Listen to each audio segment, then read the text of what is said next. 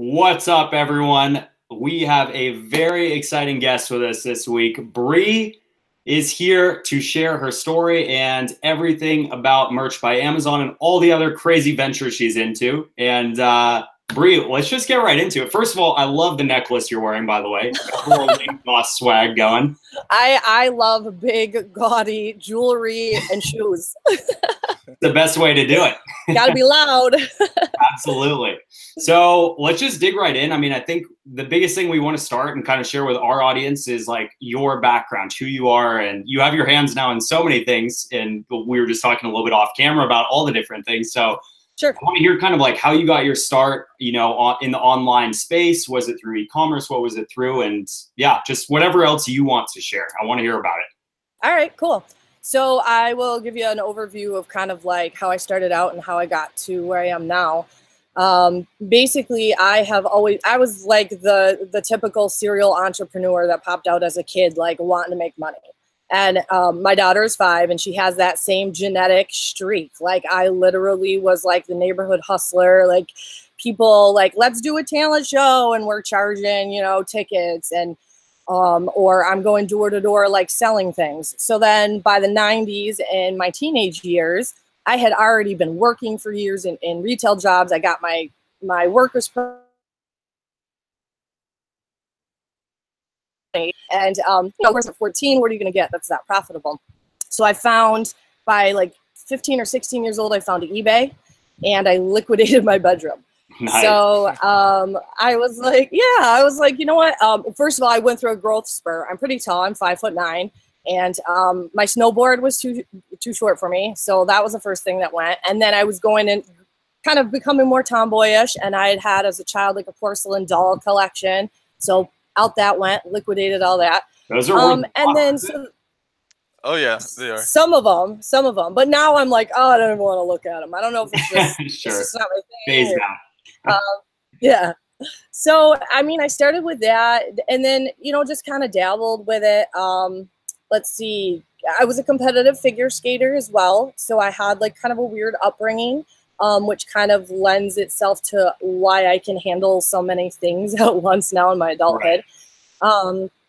I quit competitive figure skating, went into the academic route, and by 21, had my bachelor's in biology and my teaching certification in bio and chemistry. So I took a position as a middle school teacher and taught for 8 years, got a master's in biology, and then went back and got a second master's in school building leadership, became the assistant principal for a year. And I was like, oh my God, I was so burned out. I was like, I don't know if this is for me anymore. The educational system had changed. And even though I loved working with kids, I don't know. I had just kind of reached a wall. I thought getting degree after degree and kind of like moving my way through the school system was going to satisfy me. And it wasn't. And the monotony got to me too.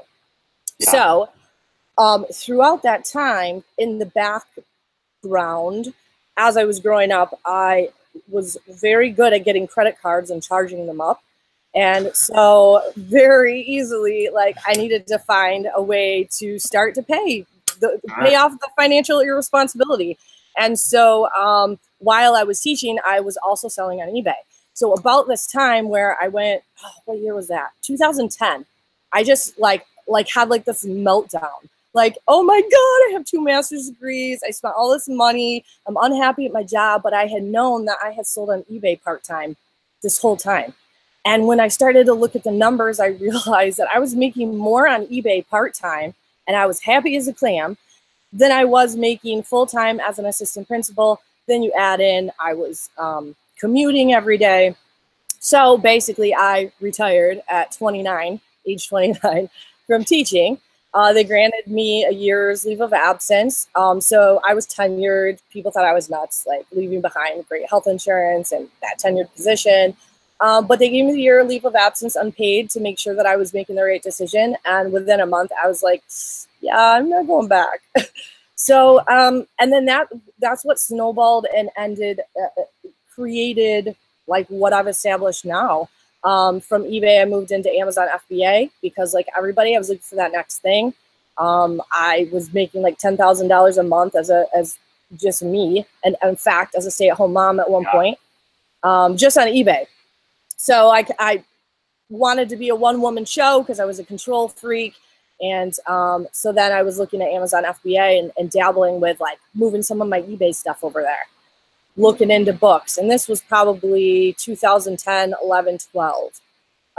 By that time, 2014, I discovered Amazon FBA was a beast and I loved it and I wanted to go crazy with it. And that's what I did for a few years. I started to kind of lean back on my teaching because so many people naturally gravitated towards me because I would share in the community and they wanted help with things. So that led me down the road of opening what I call information brokering companies, or companies that are selling digital products or information that are helping other sellers. Things that were born out of the need because I needed them and I needed help. And then when I sought out that help, I'm like, other people need this too. And so I guess the natural progression, again, with a lot of the Amazon FBA sellers is you get that on automation and you love what you're doing and you're making good money. And then you're like, okay, what's next? You got the entrepreneurial shiny ball syndrome. Like, yeah, I got to tackle something else. So let's see, late 2015, I had known Chris Green for years from the Amazon community, and he opened up his big merch group, and I got added into the group and got into print on demand and merch. My story with that was by December of 2016, I was doing $14,000 in royalties a month in my pocket. A month? Wow. Yes, Wow. yes. However, yeah, oh, it was nice. Yeah, I bet. and so by December 2016 was when they did the big, crazy termination of tons and tons of accounts. And I'm not going to say that I did not have any like warning that something might happen. Absolutely. I call myself the Maverick for a reason and the Trailblazer because like I pushed boundaries. It was new. There were no rules. I was in the beginning cohort of people where every shirt said, fuck this, fuck that, bitch, like assholes. And people were like, yeah, and it was gold and it was selling. And then they decided they didn't want that on the platform. And, you know, you're excited and it's the Wild West and you have thousands of designs up and you're like, oh man, now how do I pull all these down? It's just me going crazy, uploading with no organization. So things like that, I'm sure led up to it. But I did not get a warning. I did get terminated. I got suspension. If you guys want me to elaborate on that story, it's pretty crazy. But I was one of the only people that ended up with getting my money and my royalties, even though I got terminated. Elaborate, by the way, we have time, so. Okay. Well, they took people's money and did not give it to them? Yeah, so the basics are like they can kind of make a decision, you know, based on a case-by-case basis. I mean, if you've really been messing up, they could say, bye, you're done, get off our platform, and we're keeping your royalties because you've been, you know, violating copyright or trademark. So in that time period in 2016, I had got the typical, you know, there was no system to filter trademark infringements or anything. It was crazy. So I got the typical note, like, you know, you got to be careful. You have too many policy violations. And then one day I just kept uploading designs. One day I log in, I can't access anything. There's no email. Then there was an email that said that there was a temporary suspension and I needed to clean up my account based on, you know, the policies. Fine, no problem. It freaking sucks when there's thousands of them on there and you're like, oh my God, I don't even remember where the files are on my computer. So I did it and I cleaned it up and I was always very communicative. I'm long-winded. If you've ever seen my posts, I'm like, I go on and on. So like I made sure I was in contact with them. I cleaned it up and everything. So I got reinstated. I had another unannounced suspension for a second in there. I don't know what was going on, no communication, reinstated again. And then they finally said I was, let's see here. They finally said I was terminated at some point. I think they owed me like $8,000. And I basically thought, okay, like I'm going to kiss the money goodbye. Right. Well, it ended up in my bank account. Oh, I'm like, pleasant surprise. Wow. All right. This is cool. Well, the strange thing is, and I have all the documentation for this, it got taken back out of my personal bank account. So yeah. So actually there were like, of course, checks written and things of that nature. And I'm like, oh my God, okay. I don't know what's going on here. Fix the problem in the bank account, but still I'm like, what the hell just happened? They took it back out of my bank account. Wow. I didn't know who to contact back then. I just went through the email system and just said that I hadn't given consent to remove money from my bank account and showed like all the documentation of our communication, and they gave it back. But then I was done. So it was over with. Wow. But so no more merch on that account. Of course, we now know that there are other ways to do that. It's a business. There are other EIN numbers. At that point in time, too, you could have multiple accounts in a household, and you still can actually under different EIN numbers. So I'm still in the merch game. I couldn't leave it, but I'm definitely had a lot of great time to like learn and explore other things in print on demand because I thought I was going to have to. And I know it's been an amazing ride since. Yeah. Yeah, that is one roller coaster of a story. Yeah. I'm glad to hear that, you know, everything worked out, you know, in the long term, Yeah. eventually. But so it sounds like we kind of had different or similar stories where you sold on eBay. What were you selling? Were you doing like wholesale or what were you selling on eBay? No, it's funny. So I've been in e-com for like 20 years and I have not sold wholesale until the last like 3 years. Everything that I sold initially was literally TJ Maxx and Marshall's flips. Everything. And arbitrage game. $8,000 or $9,000 per month. Well, that's where I started was TJ Maxx and Marshalls, but yeah, eventually I added in a lot of used stuff. I'd say my bread and butter, well, not I'd say, definitely my bread and butter, clothing, shoes, handbags, both men's and women's, and vintage stuff now. But when I was doing the $10,000 a month, yeah, it was a mix of literally hitting the department store sales and the clearances. Especially, I've got 13 to 15 TJ Maxx and Marshall stores in this area. We're rural. So what happens is they don't sell out of anything. And every year they do that. They do a semi-annual twice a year sale where the markdowns get marked down and marked down and marked down and marked down until they're 30 cents or gone. Wow. So yeah, so the big cities don't get it because the stuff, as soon as it gets marked down, is like gone. But in a place.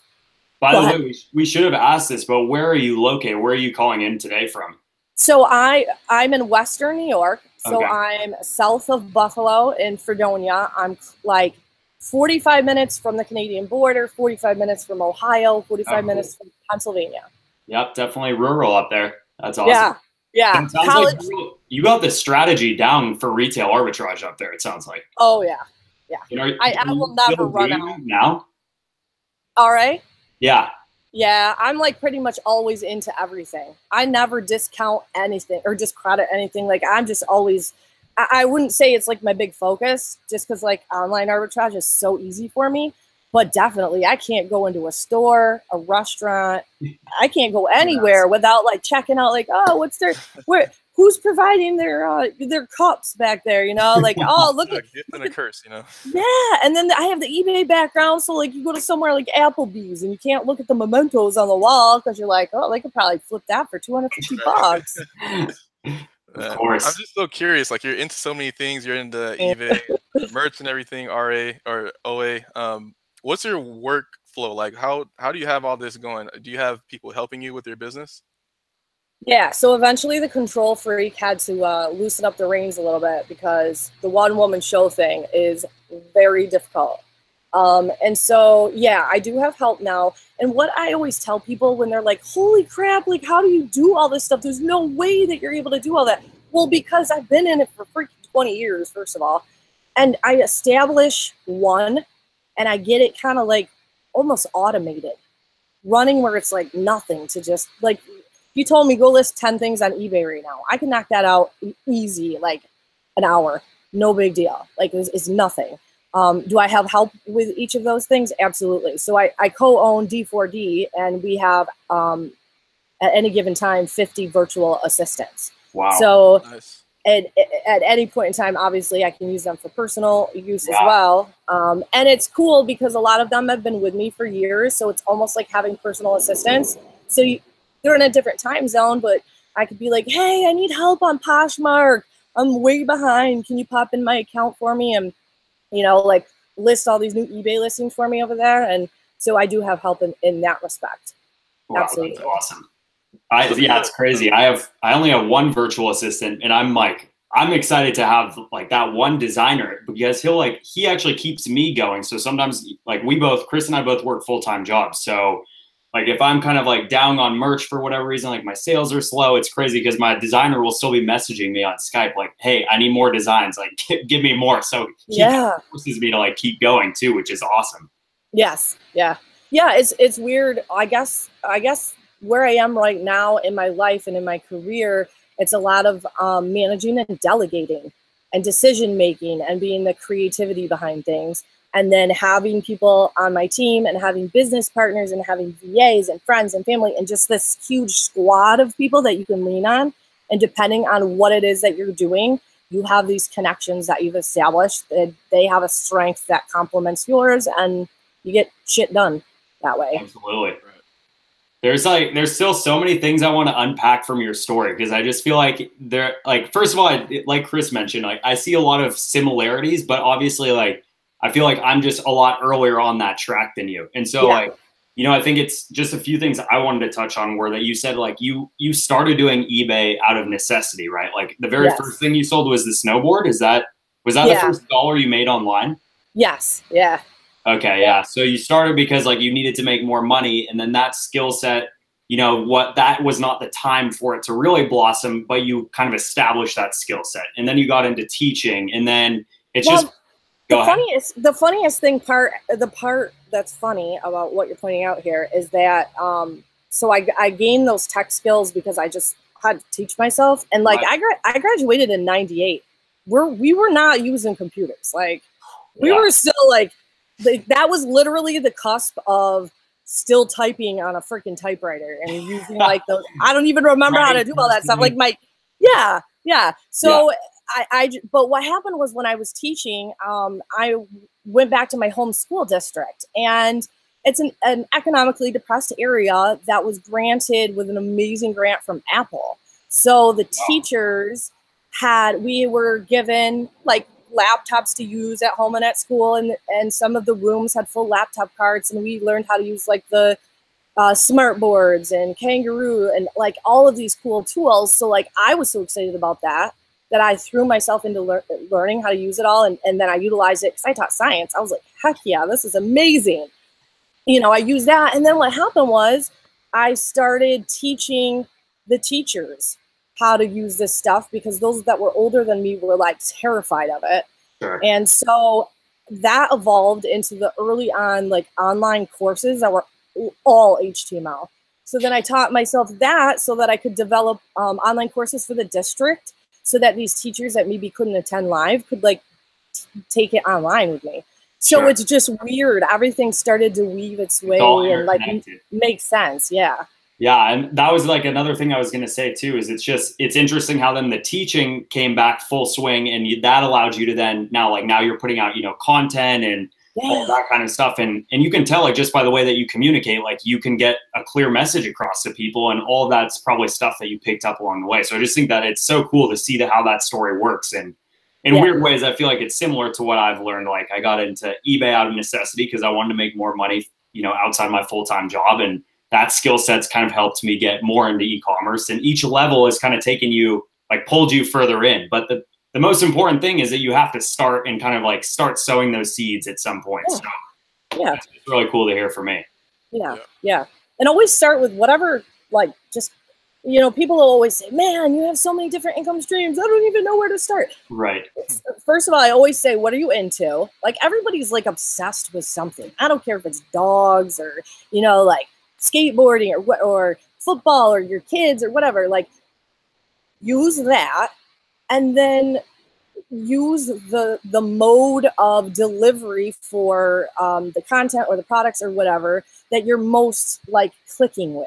Like for some people, they're like, oh God, I don't want anything to do with eBay. I don't want to touch it. I don't want, you know, but they're like, this Amazon thing clicks with me. Then go with it. go with your gut, go with what clicks, because if you're trying to force yourself to do eBay or force yourself to do merch because everybody, and you're probably gonna suck at it because you're not. Right. I can definitely agree with that. I mean, we're living in an age where there's so much information available on the internet. You can just start anywhere, pick up some information, and just go with it from there. You know, if you're into dogs, learn how to sell dog clothing, learn where to source dog clothing, learn where to sell it. Like, there's so much information online. Just start somewhere, and then if that doesn't work, you just move on to something else. You know, everyone, like to your point, you know, everyone says they want to do something, but they don't know where to start. Start with something. Get into something. You know, really just look on the internet for some information. Yeah, take action, and it's not linear, and it's not meant to be linear. Totally. Like when I work with in a consultant atmosphere, and I'm working with clients, and like it's hard to sketch out exactly where we're going to head, because sometimes halfway through the plan you completely pivot this way because it makes so much more sense, and you encounter information that makes you change your mind, and it would be silly and stupid to continue on that pathway. Totally. When, you know, so I think it's, you know, learning to know when to pivot instead of continuing to put time into that. I mean, like, I think there's a thing for that, the sunk cost fallacy. It's like people feel like, oh, I already put 100 hours into this like e-commerce thing, so I need to. I gotta finish it. I gotta see it through. You know, it's like if you're reading a book and you're 2 chapters in and you're like, this book's horrible. Like, don't keep reading the book. Like, put it down and find another book. Like, you know, but that's easier said than done, right? So. Yeah, and of course there's a fine line too, because you know especially when I was in Amazon FBA, like seeing all of the posts of the new people that like give up after 3 seconds, like, you know, or there's definitely a value in saying, look, what I'm doing is not making sense. I need to change something. And then there's also value in sticking something out long enough to know whether you should continue that route or not. Totally. So so off of that, and then I think we will kind of switch gears into merch specifically, but like, how is there kind of a certain level where you try to get a business up to before you, like, are you trying to get it up and running, making, let's say, $1,000 a month, and then passing it off to be run by your virtual assistant team, and then kind of switching to the next, you know, shiny object, I'll call it, or the next kind of business? Or do you have any criteria for how that works? In theory, yes. I try, like, for instance, you know, at the very beginning with eBay, I don't know why I picked 10,000. I guess just because I felt like I was at that $10,000 mark and it was getting tough to like really surpass that unless I wanted to bring more people on. So it's kind of like on a case-by-case basis. But what I'm noticing now, because I have my hand in so many things, is that I get something cooking over here and it's like 75% done, but this thing over here needs my attention right now and somehow connects. And so I'm gonna launch this softly or in the background, keep this going until it's done, but this is moving along with it. It's weird when you travel and you talk to people. You just have to jump on opportunity when there's opportunity. And it's easier for me to say because I do this full time. Right. So like if I got to jump on something and launch something tomorrow, I can literally stay up tonight all night and do it. And that's how I make it happen. That gives you a lot of power, but you have to work up to that level. Like people, you know, for us, we're still in the full-time jobs and maybe we'll be at that level at one point, but it's like the baby steps got you there. Like you didn't just throw caution to the wind and go straight from just quitting your job teaching and jump into like a fresh e-commerce business. Like you were already doing it on the side. So, and that's an important point, no matter which way you want to go with things. If you want to leave your full-time job, I know it sucks because I did it, but you have to make sure that that side hustle before you leave that job is making enough money to sustain you and then some. Because so many people come to me and they're like, I just got laid off. I got to make this work. No. You go back. Go find a job.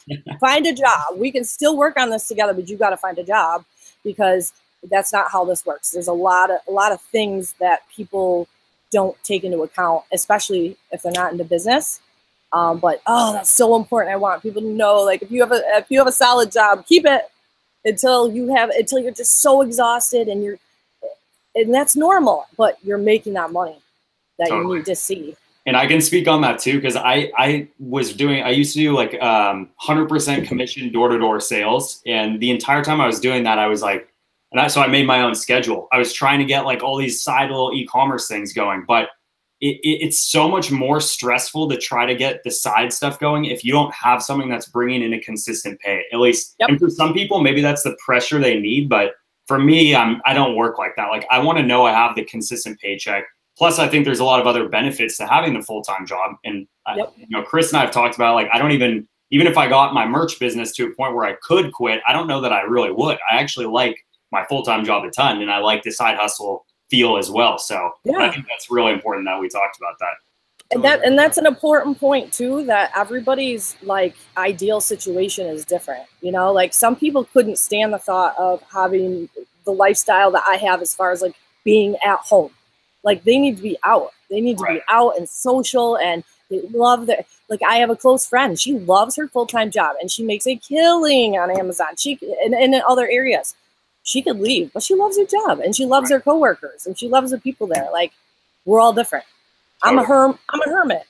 A good way to put it, yeah. Oh man. Well, so let's switch gears a little bit and kind of focus a little more on merch. You know, as we kind of talked about, every week we do this show and we kind of talk about our numbers for the week. You know, what tier we're at, how many t-shirts we sold, if we had any, you know, cancels or returns, and then just kind of some of the stuff that worked for us, strategies we're trying, stuff that didn't work. And so maybe Chris and I can go first, and then if you feel comfortable, we can dive into your numbers and kind of talk specifically about your merch business a little bit more. Does that sound good? Yeah.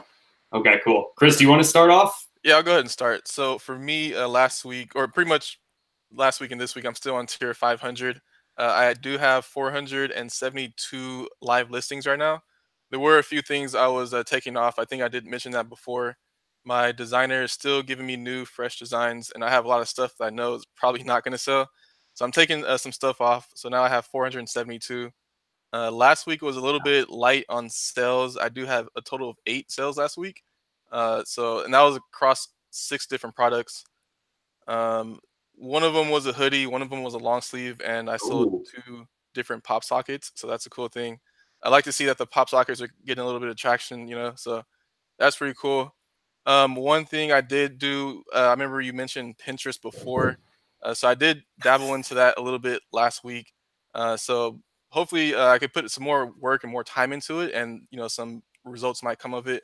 So that's what I did last week. And yeah, so that's pretty much it. What about you, Ben? Nice.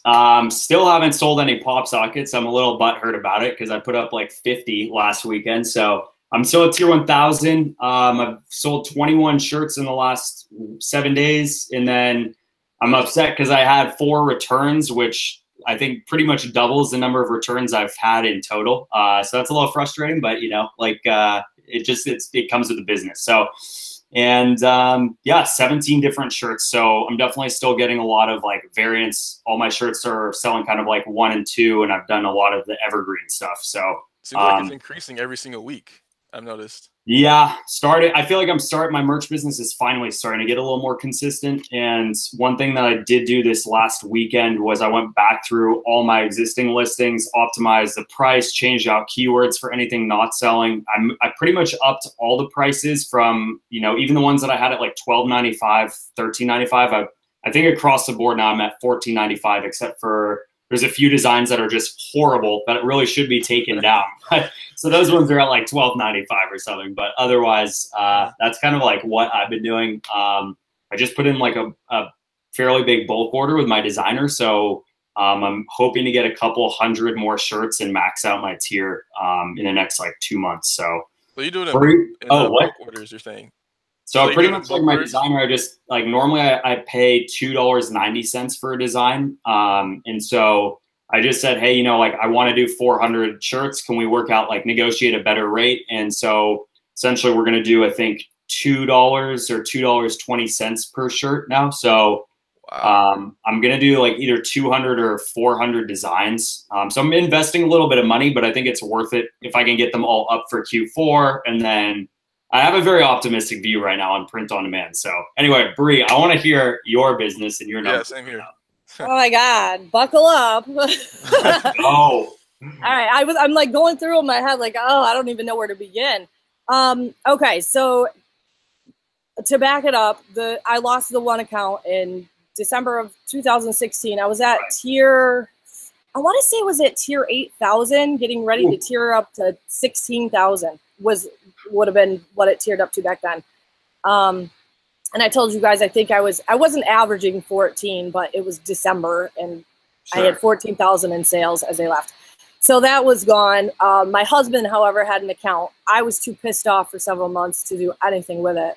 And then I was like, you know what? We need to get that thing fired up. So, so we could talk about numbers with that one. And also in that time, I said I started dabbling in all the other areas of print on demand. So I actually have an income that comes from probably 20 different print on demand fulfillment centers or standalone sites. Numbers wise, the most is definitely coming from merch right now. His account, I think we're at 3,000. So that's weird to me. Like everything was even numbers before. Oh, let's just do a 3,000 tier now. All right. Yeah. And then only half of the slots are filled, and I probably sell 15-ish a day. Wow. And half of them are pop sockets right now. Wow. And the pop sockets I have are literally the most basic things you've ever seen.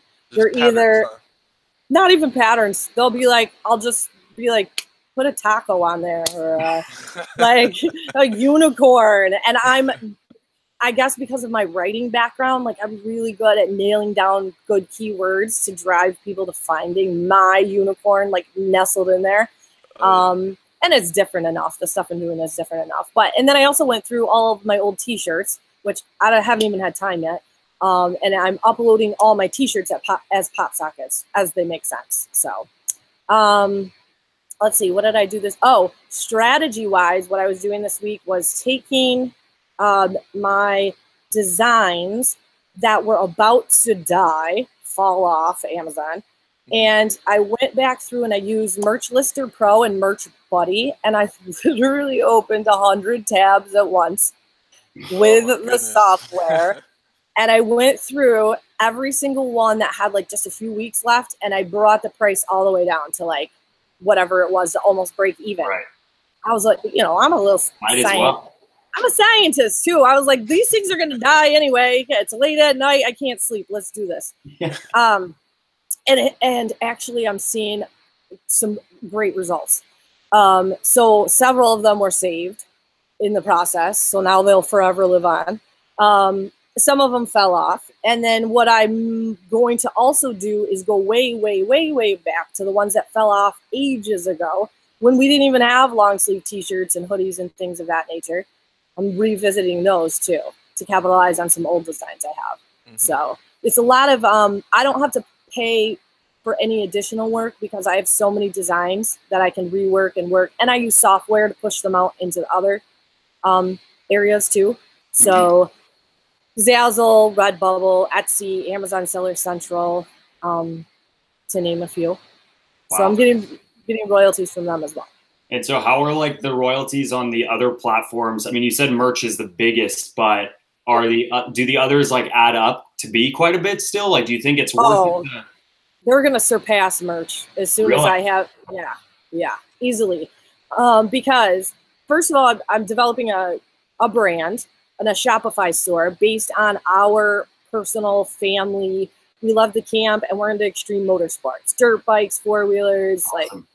Like sleds, and even our daughter gets into it. And we traveled for 2 years with a toy hauler and worked like this for 2 years. So it made sense to go ahead and start building a brand. So that brand alone, once I get that going, will be thousands and thousands of dollars more per month than just like merch. Hopefully once I get the Facebook ads and drive traffic, and I mean, I'm going full out physical products, print on demand products, a community, and we're doing some traveling for it. But beyond that, I think easily I'm going to be able to generate more sales on Amazon Seller Central, unbranded, with just random designs, using my pod fulfillment centers, and then reworking those designs on other products. Like I'm doing cutting boards, etched glassware, different styles of hoodies. I'm selling the crap out of baby onesies, like with like four-wheeler designs. Yeah, it's picking up with Q4, and the more I add over there and the more I mesh my knowledge of Amazon FBA and Pod, it's starting to really pick up there. And then Etsy's coming in too. Coming in hot. I heard that onesies are pretty good. There's a lot of stuff. I've actually been taking tons of notes during this, but so with first thing I wanted to say is, so your guys like personal brand, are you going to be doing that all on Shopify? And then is that going to be kind of like, is that a niche specific brand? Like, are you just going to focus on your family, extreme sports, and anything else? Or is it going to be all your t-shirt designs, all the different products in one place? Okay, so it kind of is like that, but the visibility is different based on the marketplace. So mainly, yeah, I use Shopify as like fulfillment partners that I work with is Printech. And that makes it really easy for me to organize everything and where I want the designs to go. I could easily let them all go into my Shopify store, but I really do want to niche down and have it be all of my four-wheeler, sled, snowmobile type stuff. Yeah. So I have that option though. When I use their integration, I put a design in there and then I choose where it goes. If I don't want that one to go to Shopify, then I literally press a button that says push to the Amazon Seller Central, push to Etsy, and then I'll be like, nah, don't push that one into my Shopify store. So you're using the integration that's already in Shopify? Is that what you're talking about? I'm using Printech integration. Oh, okay. I think I've heard of that one, Printech. Okay, cool. I've never heard of that. So you're saying that's a software where you can push designs to these different platforms? Yeah, so there's actually, and you can run several at once, and that's what I'm building because they don't all offer the same exact thing. Like, sure. Maybe I want leggings from one, and maybe I want a yoga mat from this one over here. Like, you can actually hook them all in. But yeah, the main player for me has been Printech just because it integrates with the main players. Amazon, and I love their product selection and their pricing too. But so the Printech integration sits within my Shopify store. You upload your designs on whatever you want from their product list. You can use mock-ups too. So if you want to get all fancy on Etsy, and they even have a lot of that stuff for free. And then, yeah, you just upload your designs and then you choose like where you want them to go. 100% of my designs go to Etsy. I just do a variety store over there. Sure. And 100% go to Amazon Seller Central. And then I pick and choose for my Shopify store. I do something kind of similar, which is actually how I got into print on demand, where I had a Shopify store and then I was using Custom Cat and I pretty much housed all of my print on demand products on Shopify. And then I was using various integrations to sell them. And the biggest one that worked for me before I got into merch was actually selling coffee mugs that on Seller Central. So when I got an order on Seller Central, I'd manually go order it from my own Shopify store. And the margins were nuts. Like it was, and I still sell these. Like I was making a couple $100s a month from doing that. Yeah. Which is why I'm so curious about that. And the one other thing I was going to ask is, how do you handle, like, what's the fulfillment time like? Because I know obviously Amazon, I've always wished that there was someone who would understand the value of getting an order printed for 2-day Prime outside of like Amazon. Like if Custom Cat or Printful, if one of them offered some service where it was like 2-day shipping and you could turn on seller fulfilled Prime, game changer. Game changer. Yeah, it'd be amazing. Yeah, I mean, the fulfillment time is about average, but I haven't had any complaints. And I mean, I have a really old Amazon account. I mean, that thing's been since 2010. So like I guess it was pretty risky in the eyes of some for me to go in there and say, hey, I'm going to merchant fulfill. And now I'm going to tell everybody it's going to be 8 days maximum, like it's been absolutely fine. They know it says right there in big letters, like, that it's going to take a little bit of time, but it's custom. And here's the cool thing that I forgot to mention. 2 cool things. One, everything's automated. Like I do nothing. I don't fulfill anything. Like I get in my travel trailer and cruise around and it's just selling. Yeah. So that's amazing. And then what was the other thing I wanted to mention along those lines? Shoot, it might come back to me. No worries.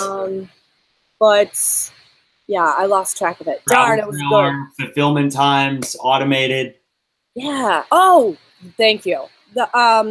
It actually integrates with Amazon Custom.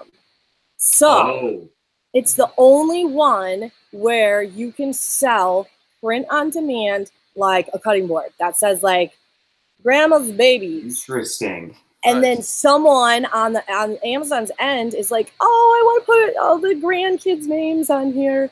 So you can set that up on your end to just be automated. So your customer, you could do a whole line of cutting boards if you wanted, where people can then put their name on top of your print-on-demand design, and PrintTech prints it all, and they get this customized, personalized. Like, who does that? Both of them. And, you know, there are some other pod fulfillment centers that offer this, but you got Amazon and you got automation here. So it's like amazing what you can accomplish. That's massive. That alone is a golden nugget for me. So thank you for sharing that. Yeah. I was actually looking into getting to the Amazon custom as well, but I didn't know what I was doing. I just downloaded the images and put it on there because nothing integrates with it. So I'm glad to hear that I can use PrintTech for that. Oh, and I sign up for everything. I don't know how long I've been at Amazon Custom for, and I didn't even know what I was going to do over there. I was just like, well, I better be there just in case, you know. Well, now it's come in handy, and now I don't really have to know how to do it because, you know, it'll just be taken care of through this PrintTech automation and integration. Whenever I hear about some new Amazon thing coming out, I always sign up, even if I'm like, totally. I don't even know what this is. I just sign up because I just know, like, oh, well, maybe it'll end up being helpful, or I'll be early to the platform, whatever. I mean, it's Amazon, so. Right. Well, I ended up in the Amazon influencer program that way. Like, I didn't even know what the heck it was. I had the Amazon Associates account. Or what was that? Oh, I was just saying, I've seen a little bit of that through like Amazon Spark, but what exactly is that program? It's really just a landing page for you to like itemize things that your followers know you for, I guess. Like, I've got ketogenic snacks on there, and like clothes I wear, and like like books though that I read, or like courses that I've taken that are on Amazon, you know, stuff like that. So it's just you said a landing page for you to drive your traffic to that landing page and just buy stuff through like affiliates, I guess. Yep. It just kind of helps to support like the whole using your associates account for affiliate payout and stuff. They really want more people to come to Amazon for sure. So they'll do anything they can to get more people to come to the website. Yeah. Then they have me because I'll just sign up for all of it, like Amazon, whatever. Oh, I got to be in there. You know, I got to check it out.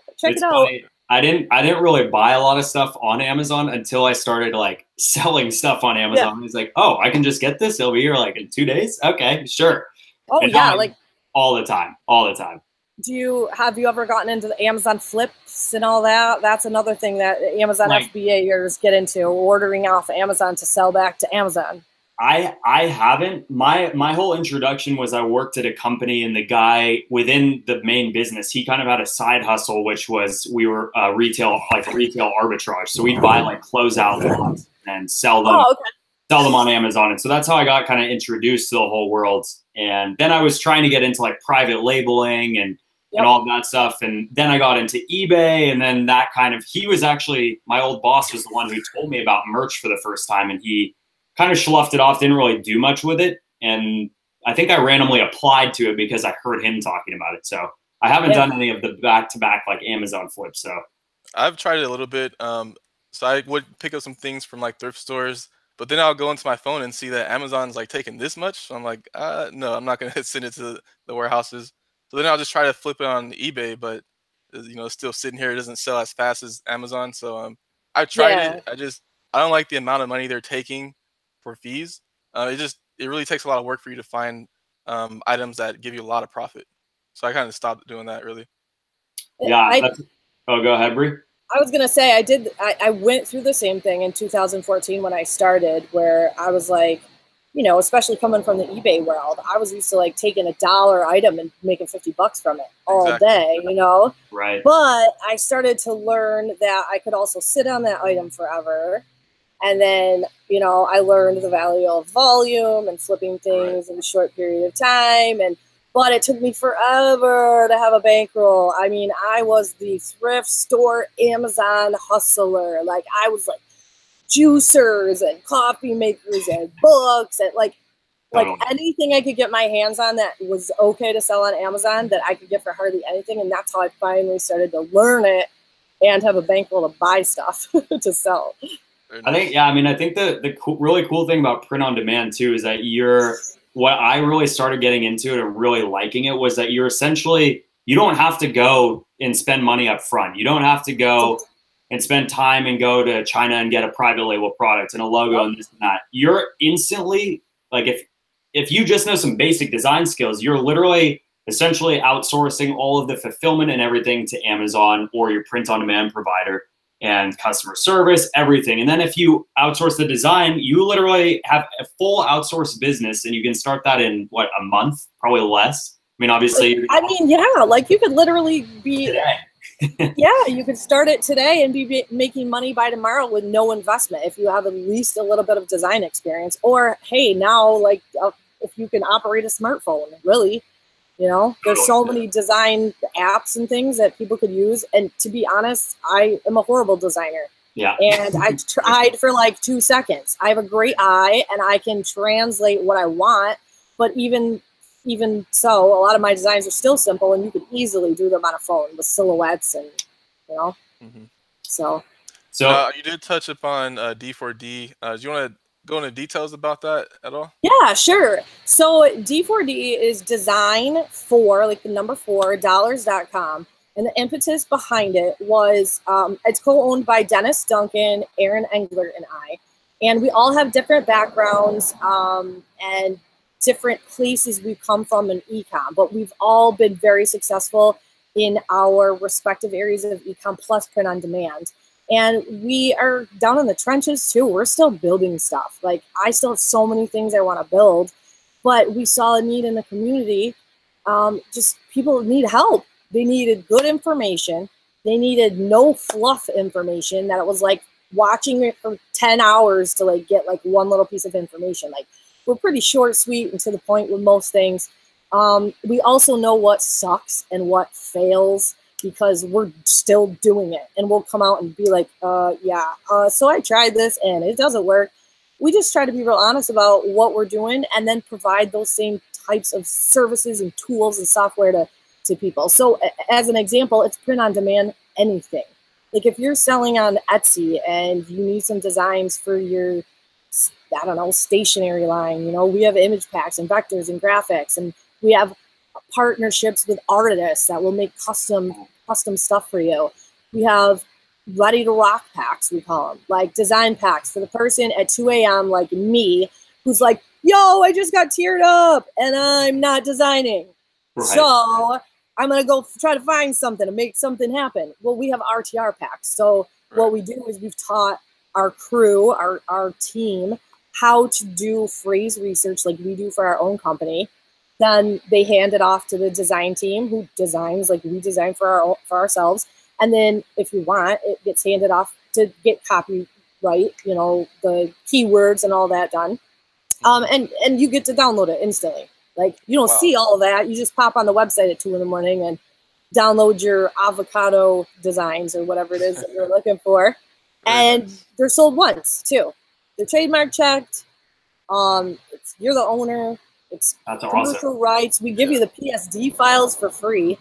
I know most graphic design firms, like, it's a lot to get your PSD file. We just throw them in there because we want you to then be able to, like, I call it work in your designs.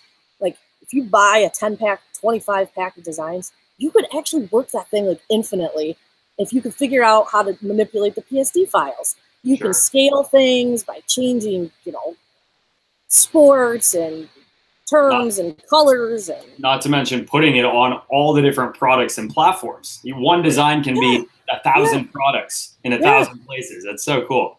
And there are tools out there, like free tools where you can invert colors. You could take their PSD files, pull the graphic out, and totally make a new design from it. Just, you know, rip it out of there and use it somewhere else. Like, there are just so many different things. Or if you're like me and you wouldn't even know what to do with the layers of a PSD file, that's cool. Just upload it. Just upload it on everything you can. On any pod. Zazzle, Redbubble are the top ones outside of, you know, your top merch, Amazon Seller Central, and Etsy. But there are other ones too that are amazing. Fine Art America, like, if you find kind of one you vibe with or that your audience really likes your stuff, like, go for it. They're free. That's amazing. I know for me, like, when I first started merch, I didn't know how to design, so I pretty much I opted for a designer, but not everyone can be in that position to pay a designer, you know, every single month or something like that. So if you get these packs, that'll be a huge benefit for your business. So if you guys don't know how to design or anything, I definitely suggest checking out D4D.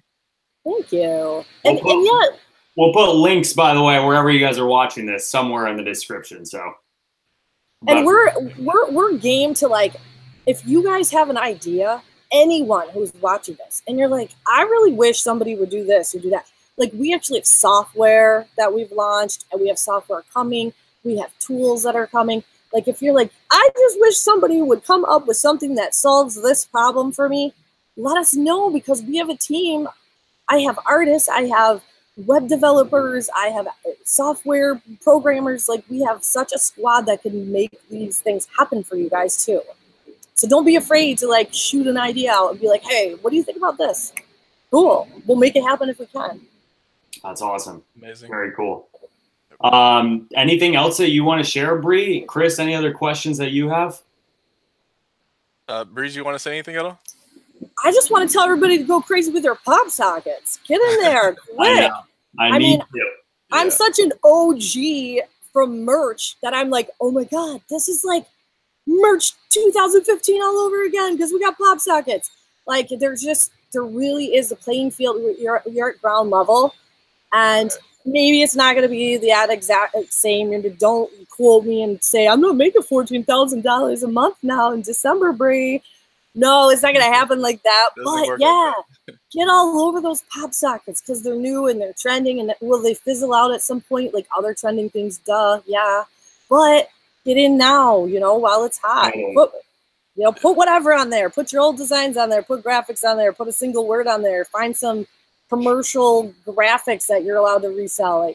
Like, no, people do that. People will put like just a letter on a pop socket and it'll sell too. Yeah, like I'm selling one that's just a white silhouette of something, and it's a really basic something. Like, okay, it's got to be the key word, and they just wanted the simplicity.